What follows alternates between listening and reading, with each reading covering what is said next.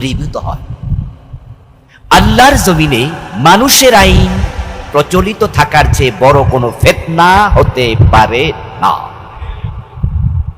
যত ফিতনা পৃথিবীতে আছে, মানব রচিত মতবাদ হলো সবচেয়ে বড় ফিতনা।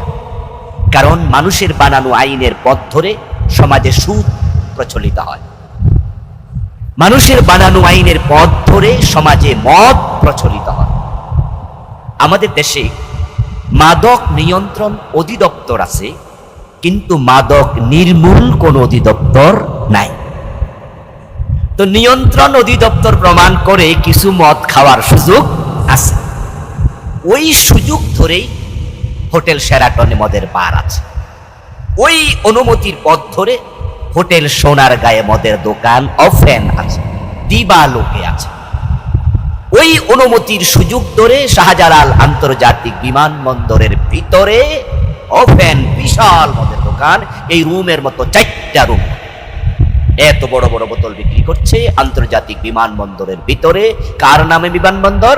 শাহজালাল রাহিমাহুল্লাহ। নাম শুনে তো মন ভরে যায়। মানুষের বানানো আইনের চেয়ে বড় ফিতনা আর নেই। আর আল্লাহ তাআলা বলছেন, ফিতনা তিরোহিত হওয়ার আগ পর্যন্ত সংগ্রাম চালিয়ে যাও।